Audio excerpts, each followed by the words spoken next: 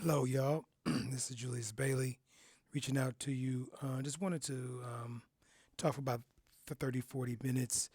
I will get back with you soon. Um, Remember, I want everybody as possible to be in class Wednesday.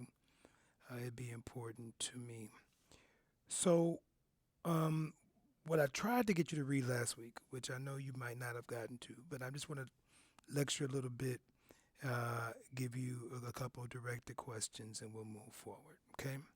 So in Book Five of the Republic, Socrates is having a conversation with Glaucon, and he kind of shocks Glaucon by announcing that the rulers of the sort of the properly governed city, right, must be philosophers, right? So philosophers must be rulers.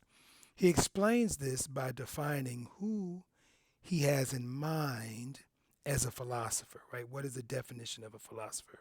In doing so, he introduces what have come to known as the theory of the forms, right? So you got a little bit of that through the ladder of love piece, right?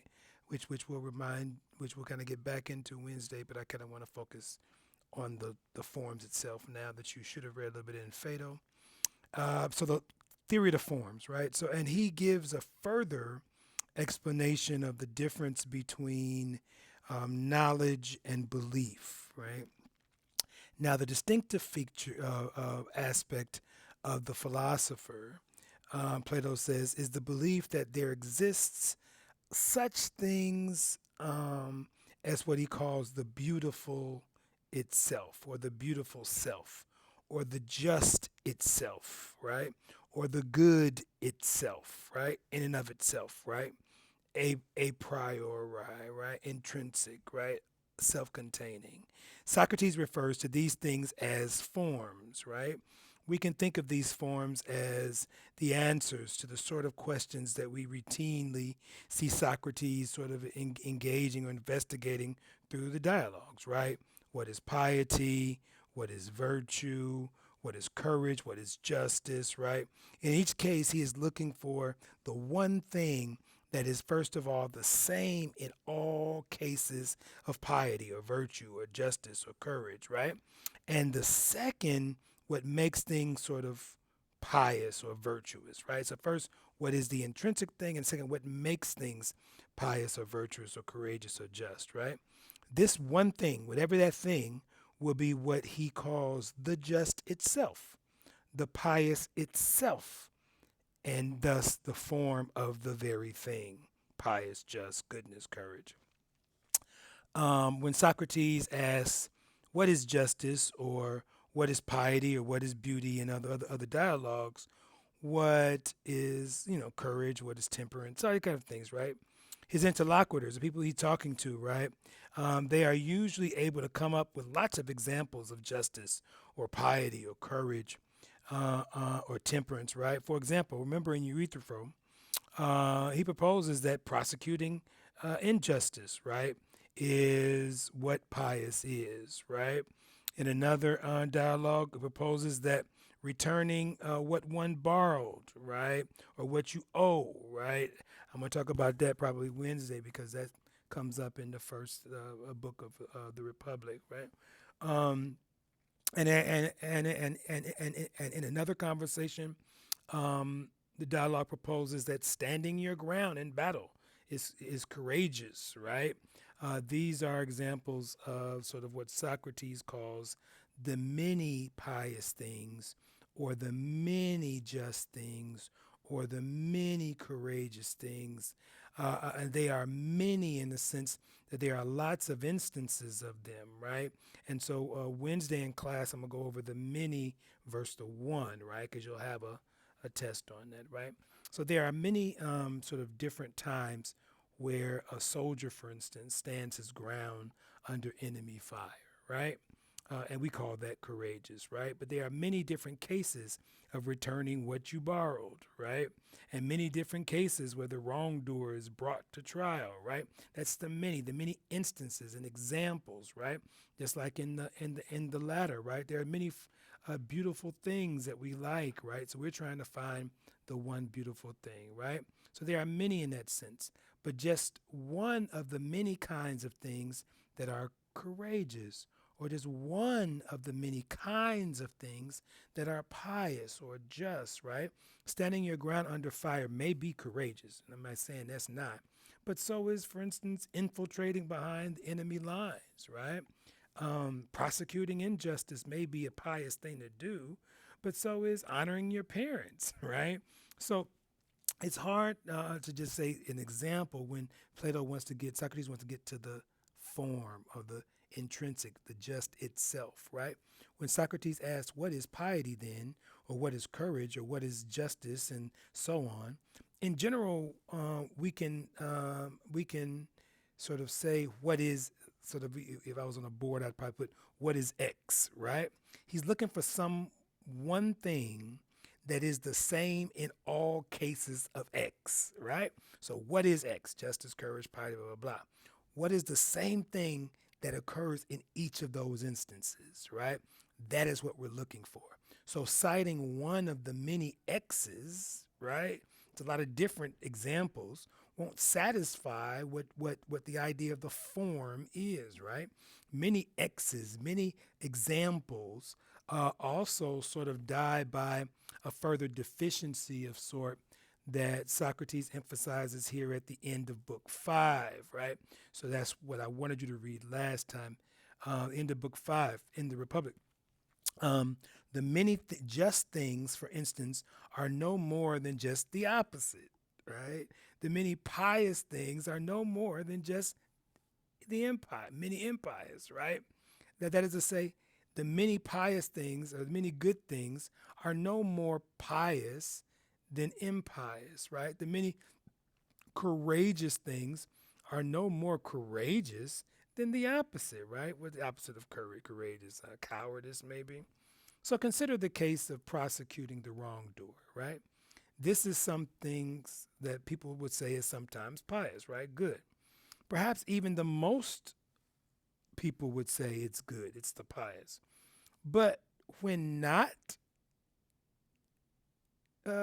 convicting the wrongdoer, when the wrongdoer is your father, right? So prosecuting the wrongdoer considered in and of itself is no more pious than impious, right?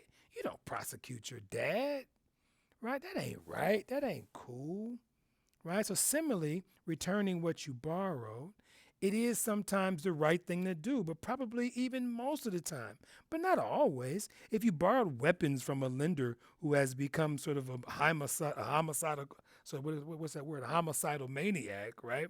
It is wrong to hand the weapon right back to him in their rage, right? Even if you promise to do so. That's the example that they give you in book 1 of the Republic, right? So the returning of what you borrow, right, isn't in and of itself a good thing, a just thing. And similarly, if we are looking for something that in and of itself makes an act courageous, standing your ground under fire won't necessarily do it as in and of itself, since a tactical retreat is is or might be called for, right? Let me get the heck up out of Dodge, right? That also could be a courageous thing, right? Standing your ground by itself isn't courageous in and of itself, but in some cases it could be stupid, right? So that's why, as Socrates says, the many X's, the many examples always fail when proposed as an answer to the question, what actually is X, right? Now, you may take as a sort of a moral from this failure, which we see repeated over and over again in Plato's dialogue, you may take the sort of the moral of the story as there is no such thing as that would possibly satisfy Socrates' demands. Something something that is the same in all cases of X, that makes all cases of X X, right? Or all things, all aspects of X X, right? Yeah, go back to that. So it means that what Socrates is trying to find is that something that is the same in all instances, right? In all cases of X, right? Something that makes all cases of X exactly what X is. All cases of the pious, pious. All cases of the good, good. All cases of the courageous, courageous. All cases of the beauty, beautiful, right? Boom. You might conclude then that there is no such thing as what justice is in and of itself. You might, right? In and of itself. Why? Because there are many what? Forms of it. But Socrates is convinced that there is. And when I say many forms, I mean like the form small f, right? But Socrates thinks there are simply lots of different just things, right? Going back to the ladder of love, there's a lot of things that have the beautiful qualities that we saw in the beautiful person, right? There is no such thing as what goodness is in and of itself, just a lot of different pious and good things and so on. But this is to give up on the project. This is where we could have just maybe stopped at intro to philosophy. Because as far as Socrates is concerned, it is as sort of messed up, as even what happened, in the Meno. Did you all read the Meno? I don't know. But in the Meno, when the slave is throwing up his hands about the length of the side of the 8-foot square or something, right? If you haven't read that, go back and read it one day. But after he's exhausted of all the possible answers in his repertoire, it's not 2 or 3 or 4. Recall the correct answer to the question in the case that he brings up in the Meno does not even involve giving a number, right? Piss the slave off, right? But pointing what? To the line, right? And remember, keeping an open mind about what could count as the answer to a question and where it is to be found is one of the morals that we draw from the demonstration of recollection, right? And I want you to look that term up, recollection in Plato. Recollection in Plato. I'm going to ask you this Wednesday, for those in class as well as those online. Obviously, I won't be able to converse with you, but I'll be talking about it. So, Plato recollection, right? Socrates thinks that those who passionately believe in the possibility of knowledge, of sort of finding an explanation that would sort of tie down our various true beliefs about whatever X is, will persistently be will be persistent in trying to find the answer, right? So the philosophers is going to try to figure it out, basically, right? But we'll conclude that it is not to be found, right, in a sensible world. Now we're getting to this idea of the intelligible world, or the sensible world versus the intelligible world, right? Or what at the end of 5, we talked about the divided line, right? That's another aspect you're going to have to know for Wednesday. So recollection is one, the divided line theory in Plato is another one, right? So please have that. Those will appear on your writing test coming up. So the answer is not going to be found in the sensible world, right? The everyday see, touch, taste, smell kind of thing, right? Of our everyday experience, right? The world of the many X's, right? The world of the many examples, right? Which we are familiar and have a vocabulary to describe, right? This goes back to what we talked about when I gave on last Monday's conversation when we had we talked about the cave, right? Imagine you're in the dark and you see this, that kind of thing, right? Rather, what the intelligible world tries to seek is what justice is, right? What piety is, and so forth, right? The form. And they're accessible only to what? The intellect, right? Not to the sensations, right? Taste, touch, hear, sight, smell. These forms are the objects of what? Recollection, right? That's why I want you to go back and look at Plato's recollection. The items that our souls have encountered in previous what? Disembodied form. We weren't with it. We didn't see, taste, touch it, or hear it, but it's a part of our soul remembering the very things that is, right? And this is set forth in the Phaedo as well, a little bit in the Meno too. But I had you read the Phaedo, so you should remember some of this. But if not, just go back, go back and look up Plato's Recollection and Plato's Divided Line theory. According to the theory of recollection, the philosopher's sort of goal or the practice here is to try to regain contact to the forms, right? To sort of get back what we already had, right? Using the intellect or the power of the logos, right? Of the reasoning, right? Rather than the senses, right? By contrast, those who believe only in what we can see or can hear or can taste or can touch, right? These are the ones he calls the lovers of sights and sounds, right? A different aspect of truth, right? And they believe they are only the many beautiful things, but nothing that is what beauty is in and of itself, right? Remember again, that's the goal. What is it in and of itself? Not the many examples, right?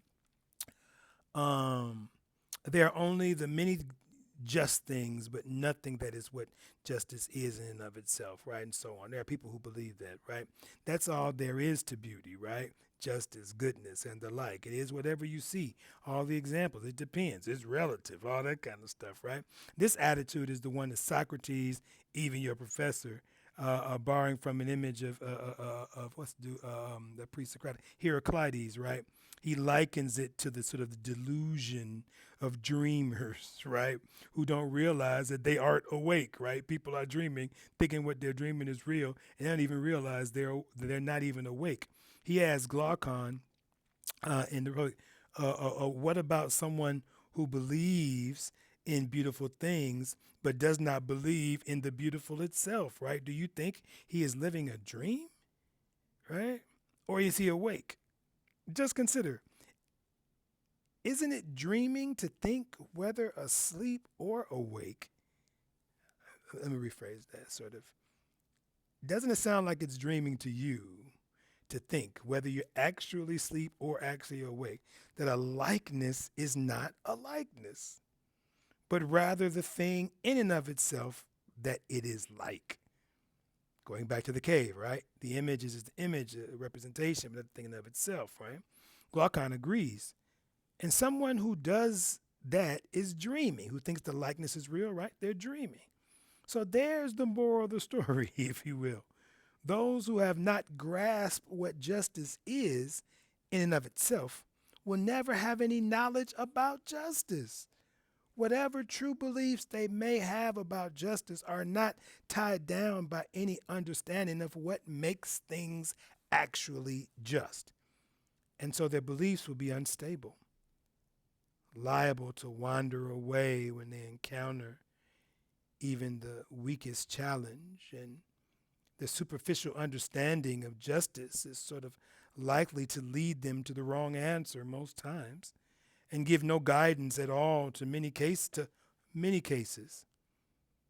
If all you have is belief about justice, not knowledge, belief versus knowledge, you could get things right sometimes, or you could just as easily get things wrong.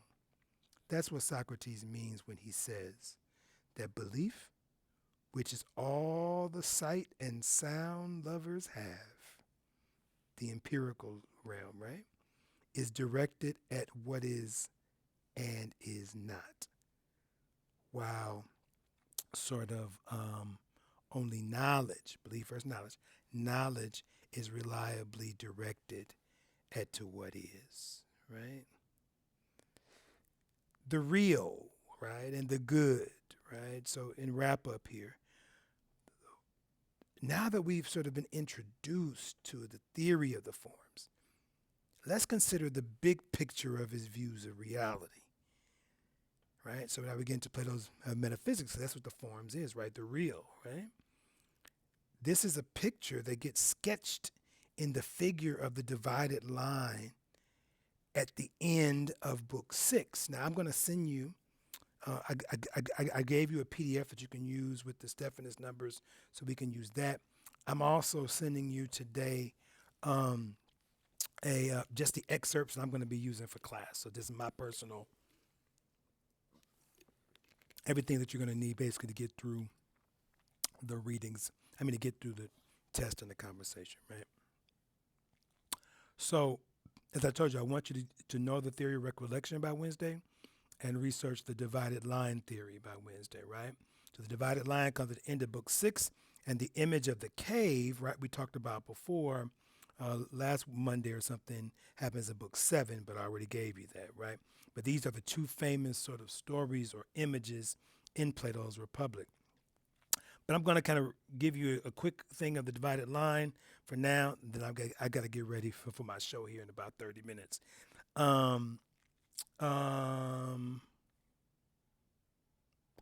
Let's start here.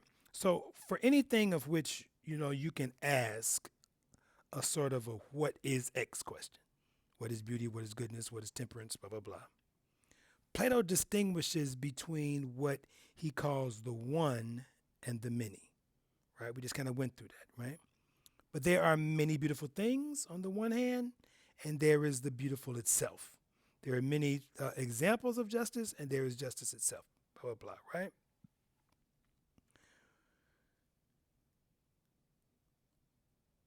Or there are the many just things, or the many good things, or the many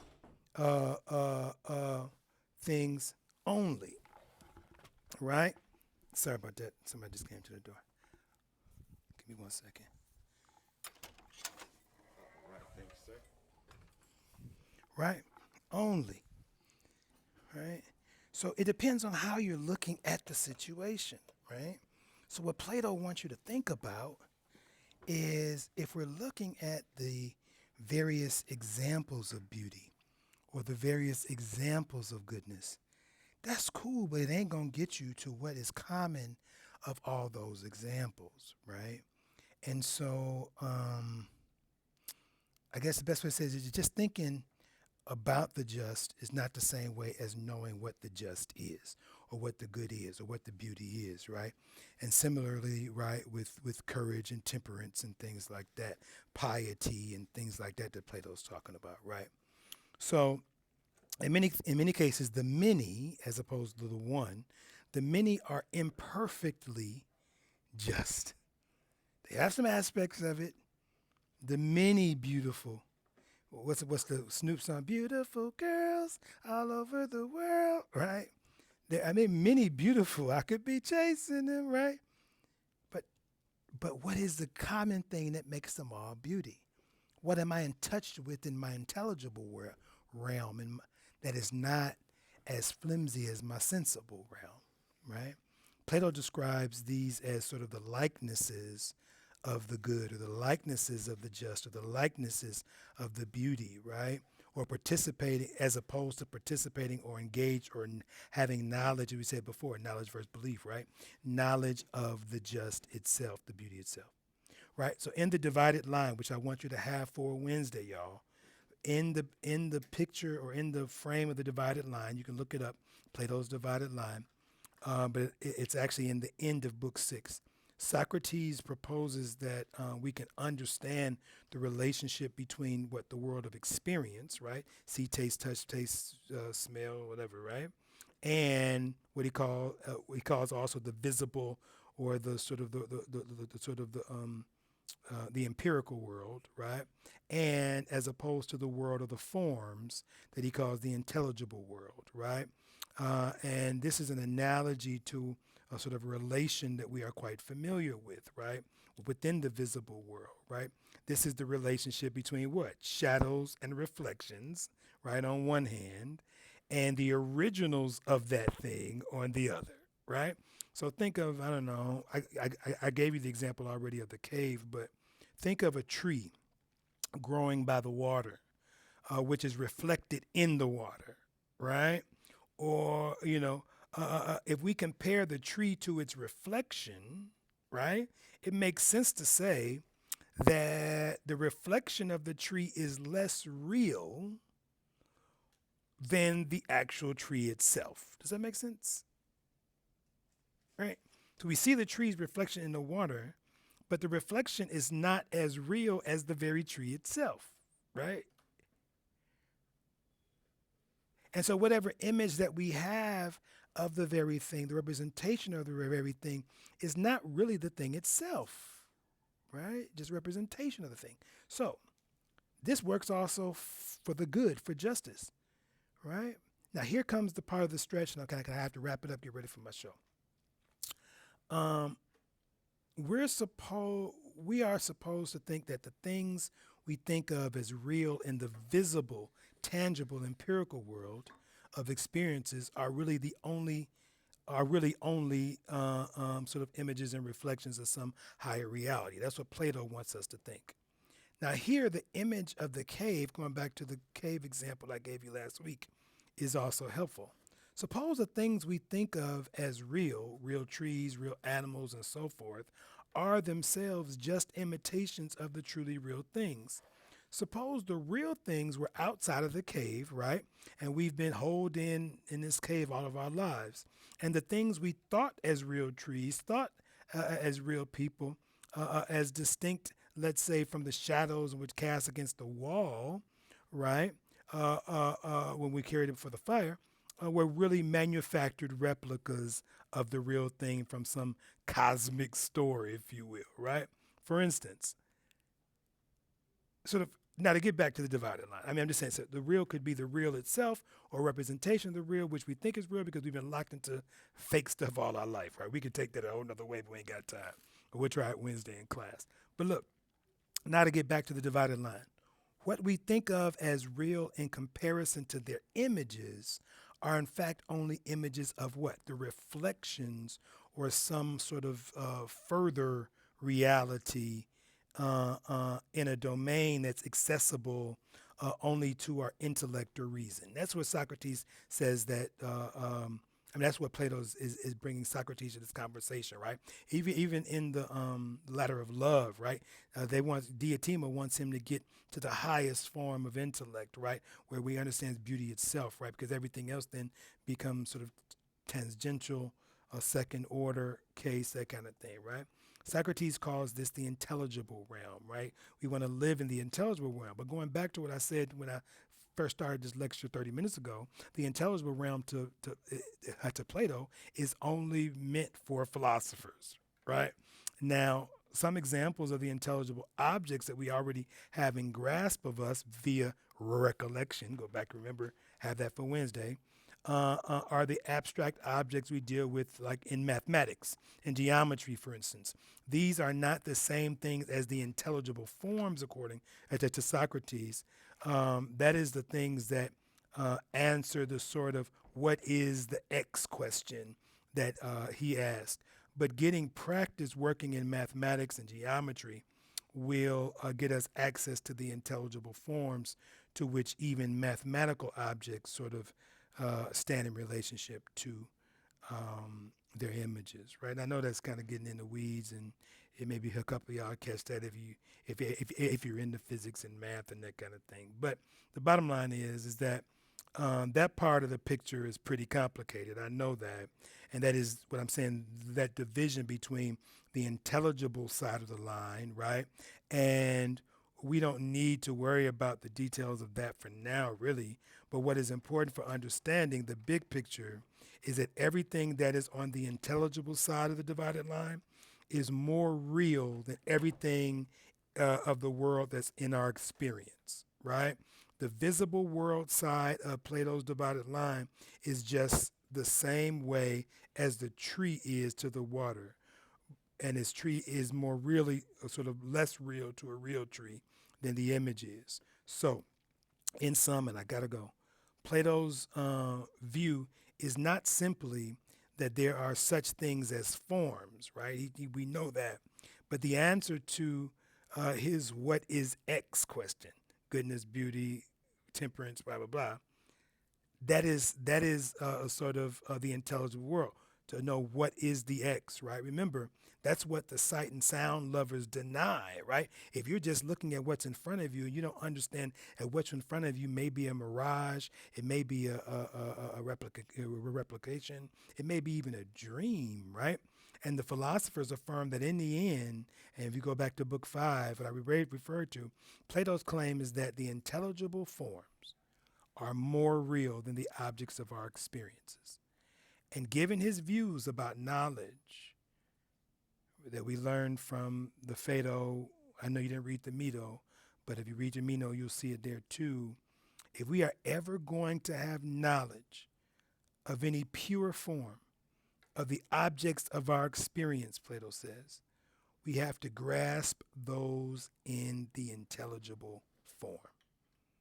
Now, Socrates doesn't say how he has grasped the forms when he denies that he has any knowledge of anything, right? But that's precisely because he thinks he hasn't gotten a satisfactory answer to what his X questions. Even the long account of justice that he gives in books 2, 3, and 4, actually in Plato's Republic, I'll send you an excerpt in that in your email. It doesn't count as an adequate answer either, he says. And he tells us in a few places, it's simply a shortcut that allows him to support his contention that justice is a good thing, contrary to somebody like Thrasymachus in Book 1, whose contention in Glaucon and Adeimantus and others, and they worry that justice is something else. So Socrates hasn't grasped the forms necessarily, but as a philosopher, that is, a lover, a seeker after knowledge, Socrates, as well as you all as upper level philosophy students, he passionately believes that there has to be forms. There has to be a thing in and of itself. And there has to be such thing as the just itself, the beautiful itself, the good itself, the courage itself, and presumably also such things as the tree itself, love itself, and so on. If it's not, otherwise, knowledge is impossible.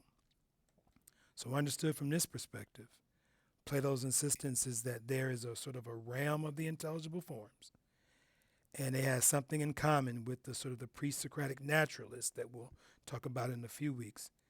You got crystallized and people like Heraclitus and other people who believe in the logos as opposed to the material.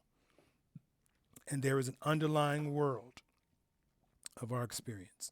It reflects the basic aspiration of all our inquiry, that the world is a knowable place. In Plato's version of this position, if we are going to have knowledge of the world of our experience, there has to be an intelligible forms that is not part of the world, but is only accessible through reason. Now let me conclude. I said I'll conclude 3 minutes ago, but let me conclude here by noting one further feature of the realm of the forms that would be very important so that as we lock this up and for your tests. Socrates proposes that there is a kind of order, a structure, and a priority among intelligible forms. And once again, he explains it with an analogy, right? The sun, right? So we'll probably start class Wednesday with that. All right, I gotta go. Thank you. Hope it makes sense to you. See you guys. You can email me before Wednesday. If not, I'll see you Wednesday. Take care.